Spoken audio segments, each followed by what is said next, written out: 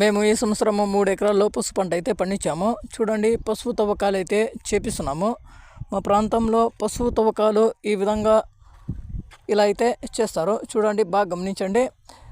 తెలంగాణలో అయితే చూశాను, అక్కడికి ఇక్కడికి ఒకసారి తేడా గమనించండి. అక్కడైతే చిన్నదైతే ఉంటుంది కట్ట, దానికి ఈ మాదిరిగానే ఉంటుంది. కాకపోతే నడుము అయితే నొప్పులు పట్టే అవకాశం అయితే ఉంటుంది. చూడండి, మా ప్రాంతంలో ఈ విధంగా అయితే చేస్తారు. చూడండి, పసుపు కూడా ఏ విధంగా ఉందో ఒకసారి చూసి గమనించండి.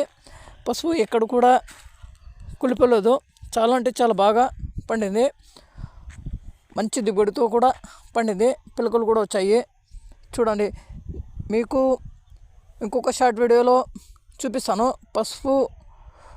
ఒకే పసుపు ముక్కకు వచ్చిన పసుపు అది మొత్తము మీకు చూపిస్తాను.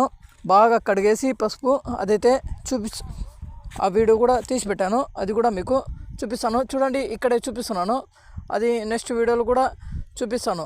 చూడండి, ఈ విధంగా అయితే పండింది పసుపు.